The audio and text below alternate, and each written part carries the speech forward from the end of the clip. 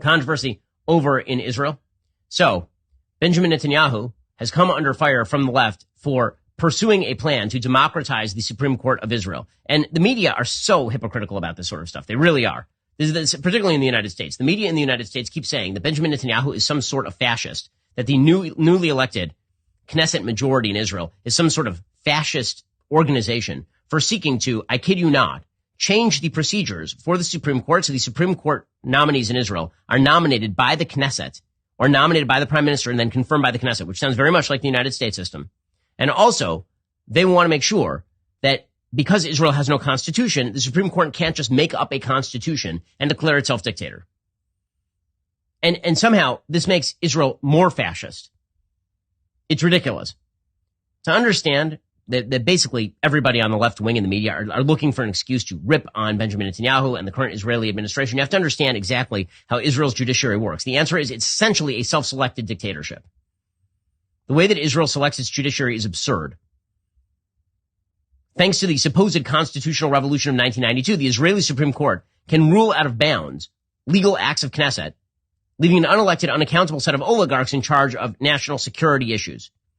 There's no constitution in Israel. So in the United States, the Supreme Court says, we are speaking in the name of the Constitution. We're striking down an unconstitutional piece of legislation. Israel's Supreme Court says the same thing, but there's no constitution in Israel. So they're basically just saying, whatever we don't like, we can strike down. Not just that. The Knesset never gave that power to the Supreme Court, and the way the Supreme Court is selected in Israel is absurd. Again, in the United States, the way it works is the president picks somebody for the Supreme Court. That person goes through an advice and consent process from the Senate and then is confirmed. In Israel, the way Supreme Court judges are selected, they are appointed by the president of Israel, who again is not the prime minister, from a list submitted by three current Supreme Court judges. So they pick their own successors. Imagine if instead of Donald Trump being able to nominate Amy Coney Barrett and Justice Kavanaugh to the Supreme Court of the United States, imagine if instead of Gorsuch, Kavanaugh, Amy Coney, instead imagine that it had basically been Justices Kennedy, Breyer, and Souter declaring who should be the next justices on the Supreme Court. It'd be ridiculous. There are a couple of other Knesset members who are involved. 2 representatives of the Israel Bar Association are involved. Can you imagine the American Bar Association nominating people for the Supreme Court of the United States? Approval requires 7 of the 9 members of the committee, which means the left-wing Supreme Court has complete veto power of whoever gets appointed. Now, what's even weirder is that in Israel, the way it works in the United States is the Attorney General in the United States is chosen by the President of the United States. He's part of the executive branch. Then he is confirmed by the Senate. Right? He's a constitutional officer. In Israel, the Attorney General is completely separate from the Prime Minister's office. The Attorney General is selected by unelected bureaucrats, including a retired judge from the Supreme Court, a former Justice Minister or Attorney General, so basically Justice Breyer and Eric Holder, and then a Knesset member chosen by the Constitutional Affairs Committee of the Knesset, and an attorney chosen by the Israel Bar Association. That Attorney General has a 6-year term and veto power over Knesset legislation.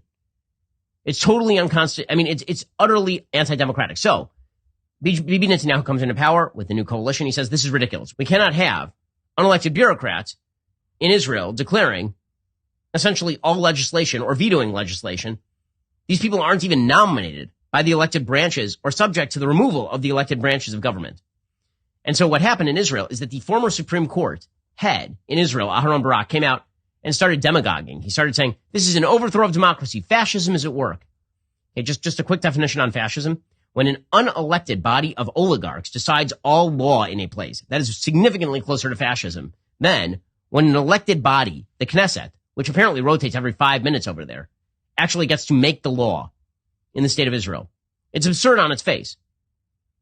Now, this has sort of come to a head because Bibi Netanyahu was told by the Supreme Court of Israel that he had to dismiss a senior minister recently convicted of tax fraud. So here's what's so weird about this particular story. So there's a guy named Aryeh Deri. Aryeh Deri is the head of a party in Israel that is allied with Netanyahu. Deri had been convicted in the past of a few different crimes. And apparently, when he was basically pleading out the crimes, he said that he had no intention of running for high office again. Then he ran for high office again. So the Supreme Court went back and said, we will not allow you to hold the high office because you said you wouldn't hold the high office. What? Huh? In the United States, if you get barred for a criminal offense, The court just bars you for a criminal offense from doing the thing. They don't say like, well, based on your you did promise. You promised. Have you ever heard of such a thing in the United States? Somebody pleads out a crime like, well, judge, I really promise I won't be bad again. He's like, well, sounds good to me. That isn't, what? In any case, Netanyahu actually, he abided by the Supreme Court decision. He actually told Derry he couldn't sit in the government, and he's still considered a fascist. Okay, what does all of this suggest? It suggests that basically you have a lot of people who are pissed off that Netanyahu won the last election cycle in Israel, and so they're looking for an excuse to yell at Netanyahu and call him a fascist, despite the fact that he's been elected with a majority in Israel. End of story. All the people who are currently protesting are protesting nonsense. They've yet to come up with a durable issue to go after Netanyahu on, and so they're claiming he's a fascist for attempting to restructure the judiciary in a more democratic way, not an anti-democratic way, a much more democratic way. And then they're claiming simultaneously that when he abides by the will of the Supreme Court in particular situations, he's still a fascist. All of this is silliness, but again, it goes to an underlying tendency on the left, and it is cropping up over and over and over from country to country. Whenever the left does not do well in an election, they just declare that fascism is at the door. When Donald Trump wins in 2016, the fascists have arrived. If Ron DeSantis were to win in 2024, the fascists would be back in the United States. When Viktor Orban wins in Hungary, it's fascism. When Netanyahu wins in Israel, it's fascism. When Lula wins in Brazil, not fascism. When rioters create mass violence in Peru, not a threat of fascism. I'm noticing a pattern, guys. Aren't you?